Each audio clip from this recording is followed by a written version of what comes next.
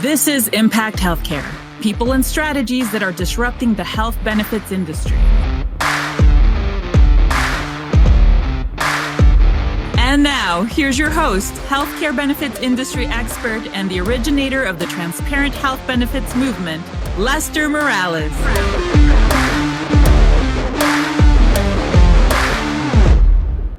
Welcome to a solo episode of Impact Healthcare, the podcast where we interview and talk about the people and the strategies that are driving change in health benefits. My name is Lester Morales, and I am the host of this great podcast. And usually I have a guest. I have an employer who's done something cool, a service provider whose business is about doing something, advisors who have implemented, somebody in the ecosystem building health plans. And we use this podcast to build education. Without education, there is no opportunity for innovation and change. Several times, I'd say less than 15% of our podcast is this a solo episode. And there's a key word that has been, driving me bonkers. And I wanted to record one. So I recorded this in 2 sections. I've already recorded the employer section, and this one is to advisors. Whether you call yourself a broker, an agent, a consultant, an advisor, a trusted advisor, a health plan architect, I don't care what you call yourself. If you are somebody who talks to employers and their employees about their health insurance and their health care, this episode is for you. And the theme of this episode is change. To just be able to throw some street cred out there so that when you're listening, you understand. My degree is in risk management and insurance. This is all I have ever done. My first job out of college was with Sun Life. I learned how to do stop loss with a calculator, pen, and pencil. I realized that on the advisor side is where all the action and the money is, so I jumped ship and I worked at Willis, Legacy Willis, for the first 8.5 years. I was a producer in Tampa, Florida. I grew my own $3.5 million book by the time I was 30. I was doing a lot of on-site clinics with my clients. I went and ran a on-site clinic company, HealthStat, in Charlotte, North Carolina, wonderful organization. And then Willis called me back to be the chief growth officer for North America. So I had 200 producers. We were a $350 million practice, 42 offices. And while in my production career, I was a top 5 producer every single year. And here's what I want to start off with. Whether you work at a big house, whether you are a solopreneur, your ability to step out of your comfort zone is a direct correlation with the impact that you will have on this world. Now, that might sound cheesy to a lot of you, but I want to set the foundation that no matter who you are, how big your book is, your average size client, our industry has done a very poor job. And I need everybody to hear that and take some level of accountability. Now, I'm going to show a drawing. This is a normal client's trend line, right? Every single year, costs continue to go up. So that's a duration of time. Now, I'm going to turn this upside down and I'm going to ask you a question.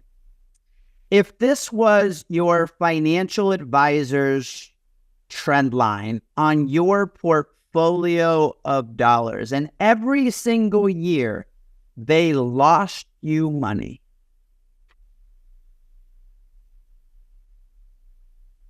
would that person continue to be your financial advisor? Think about that. But yet, our industry goes to employers every single year with a rate increase. We all do the same song and dance. We shop it. We talk about plan designs. We talk about wellness. We talk about some things.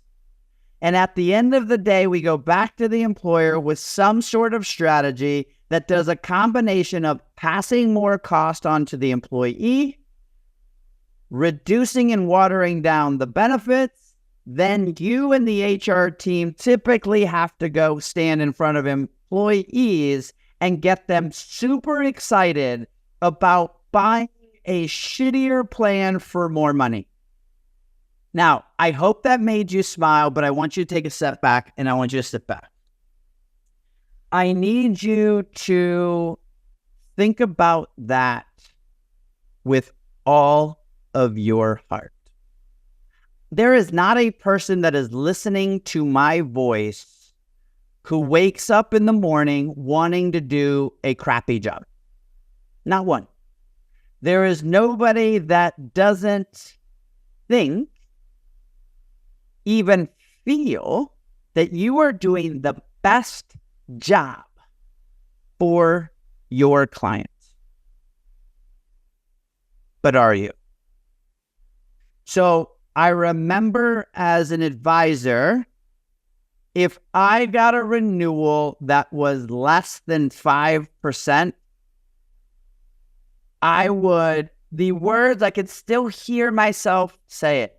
Put that baby to bed, right?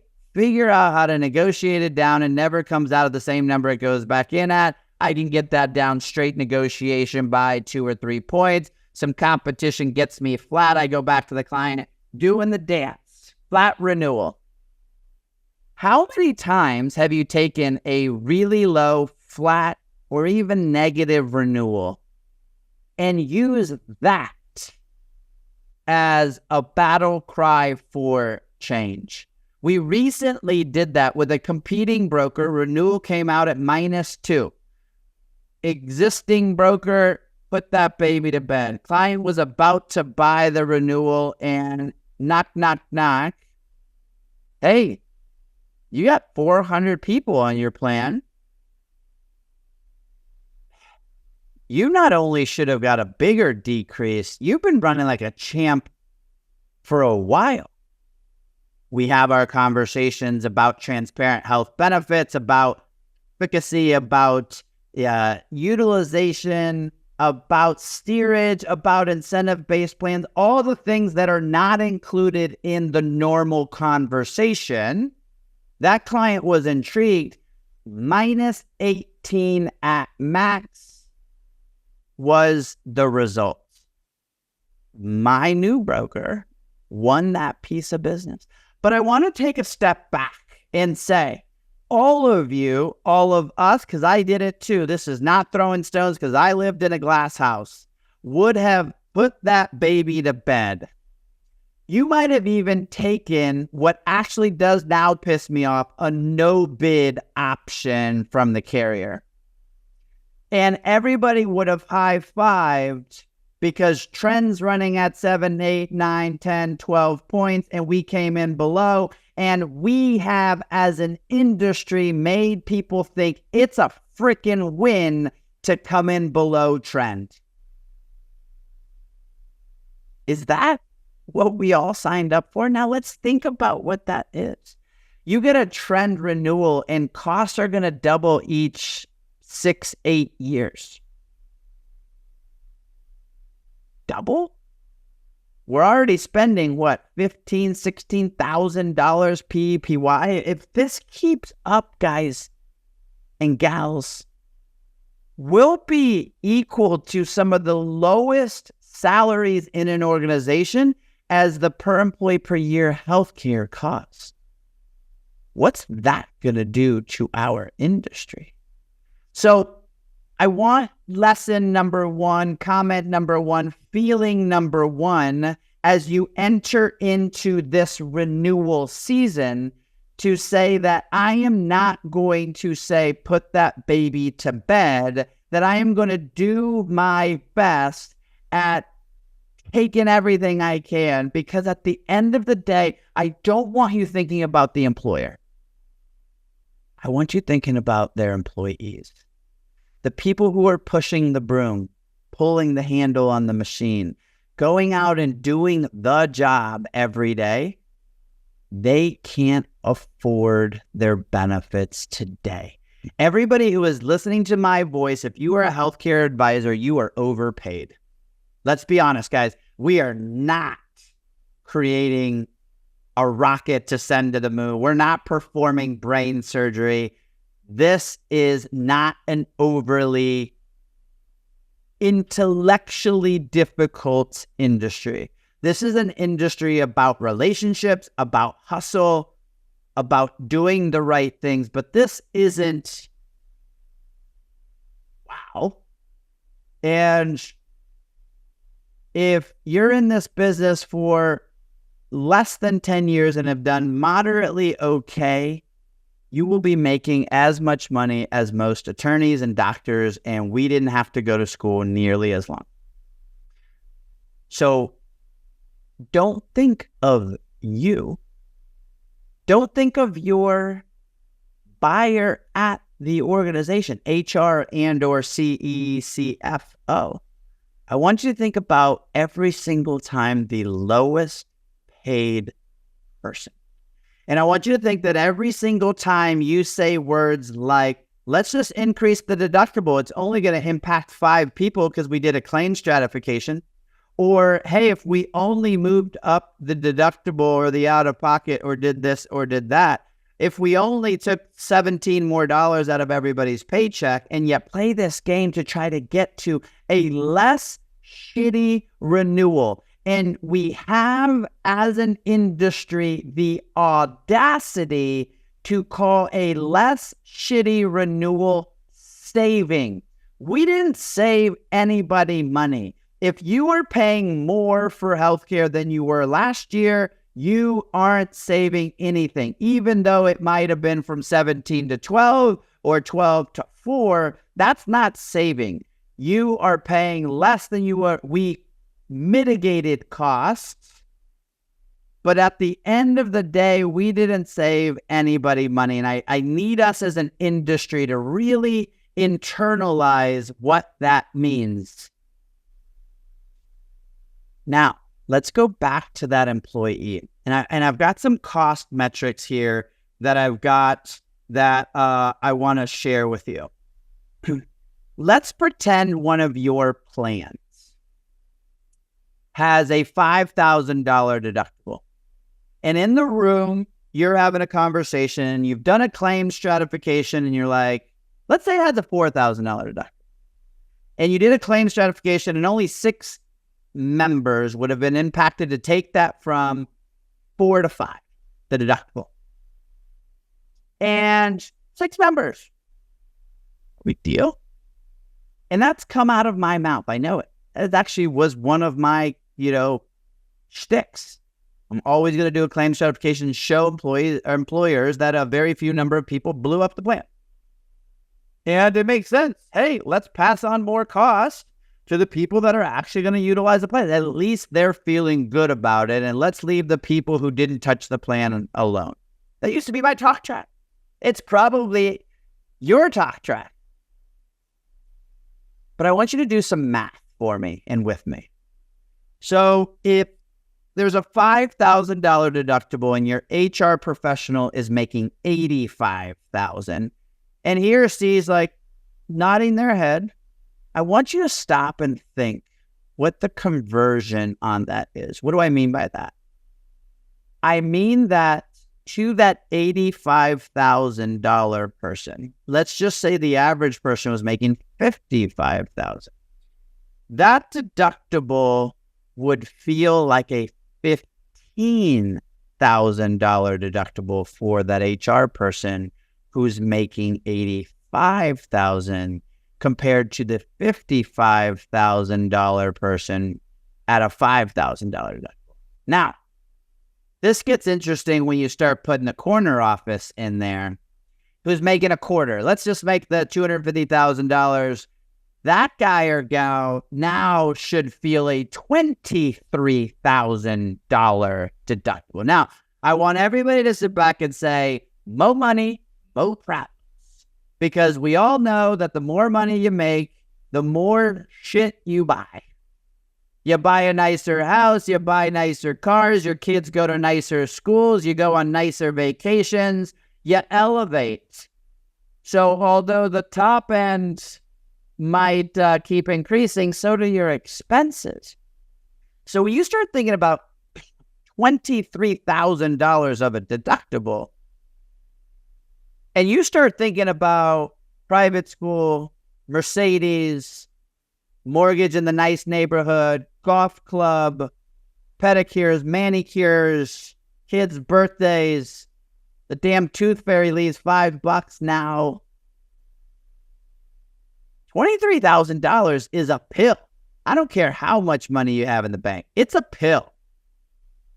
So I need us as an industry to start bringing the word empathy into our conversations about change. And so if you as an advisor are in your process of doing different things and you look back and you ask yourself and you look at yourself in the mirror and you sit real close and you says, have I really been a good steward of my clients?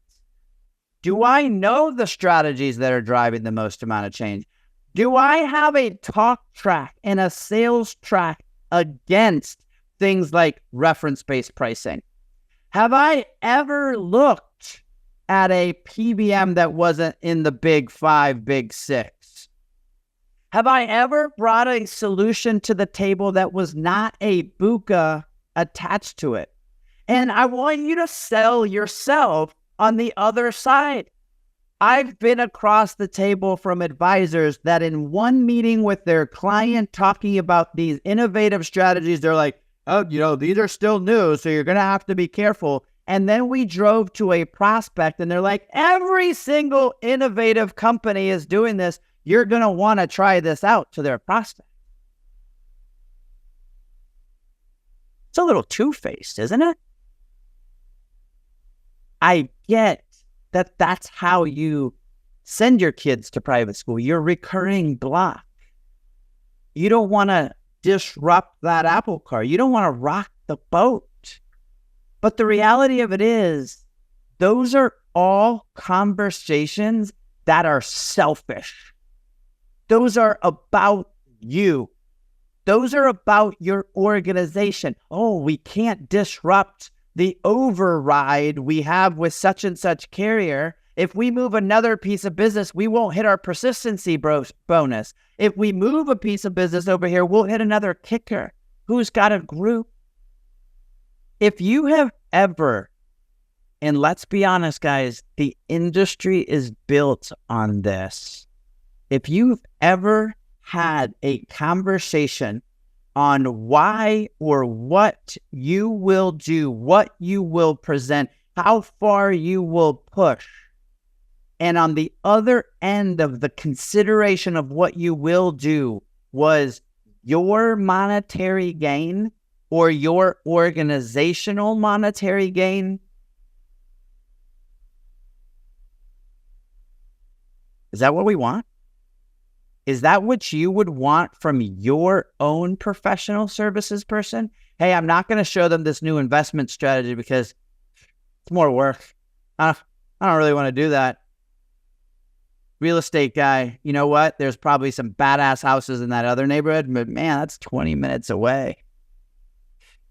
I'm just going to show them the ones I want to show.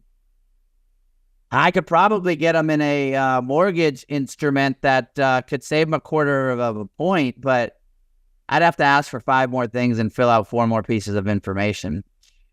Like, well, they want to do that. Could you imagine if your kids' teachers did that to your kids? I realize by on their faces that they don't understand what I just taught. I've got another way of showing them, but I'm going to take a step back because, damn, I'm tired. I don't want to do that. That's harder. The doc who opens you up says, I could probably look over here or do this, but I make more money when they come back next time. Is that how you want the other people acting when it's you? Well, if that answer is no, then we've got to be the change that we want to see.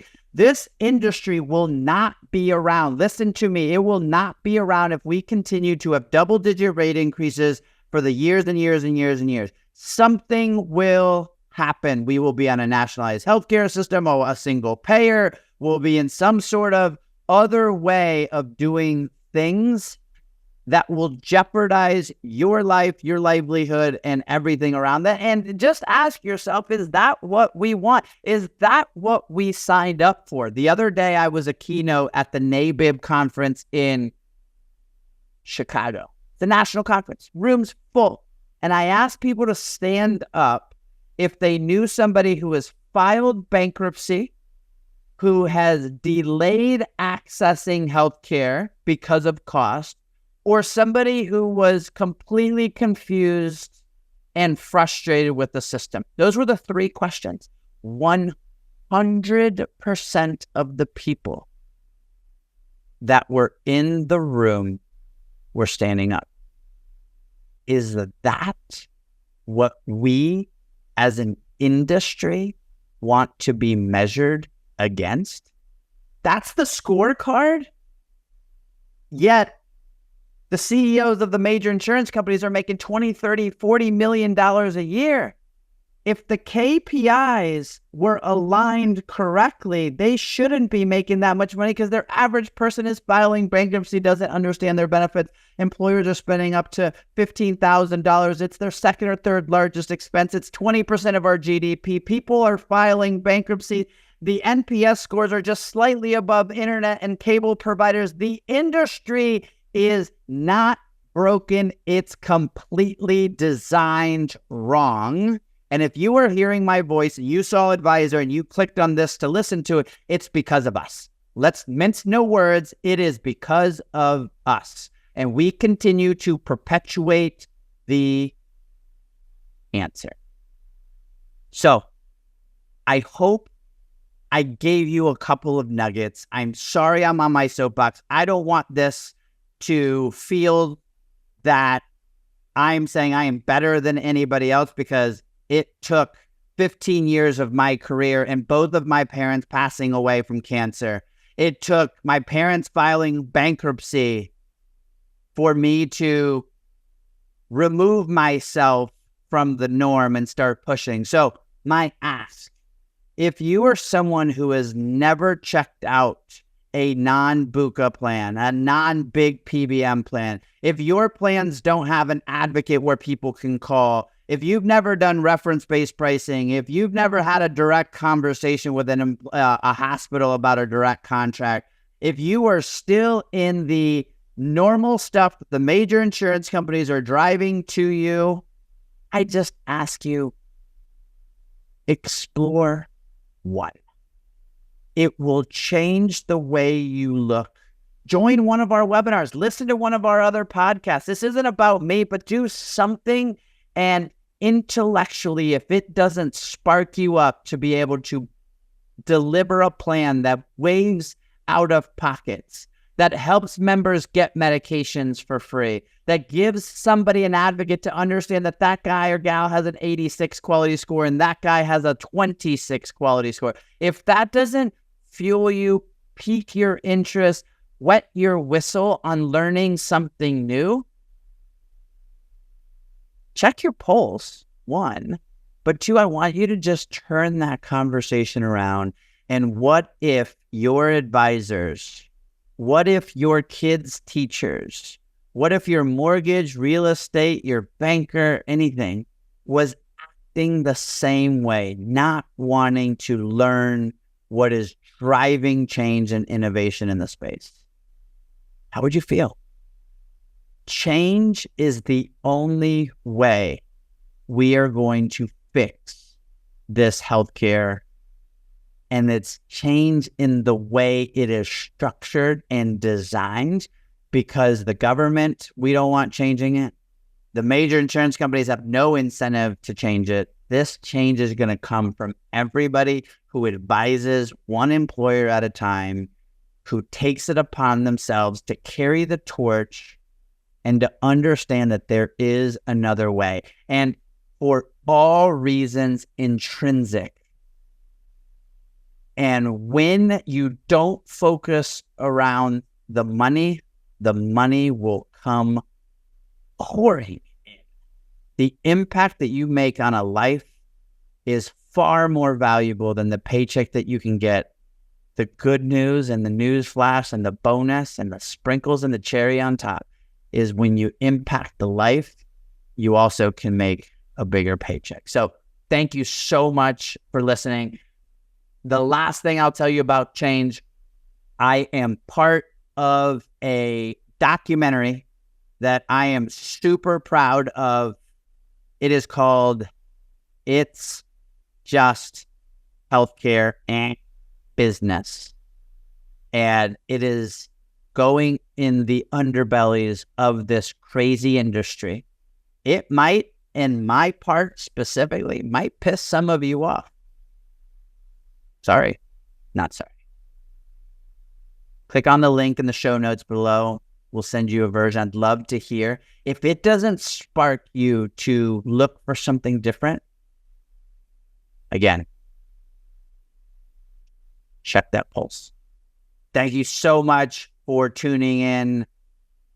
The Impact Healthcare Podcast, the people, the strategies, and I should put in the mindset that we have to have to change and deliver better health benefits. Thanks so much, guys. Have a great rest of the day.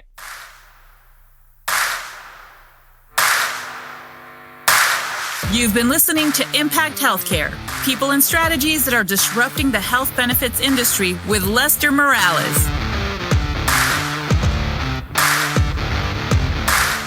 Remember, the journey to getting 20% savings on your healthcare benefits starts with total transparency.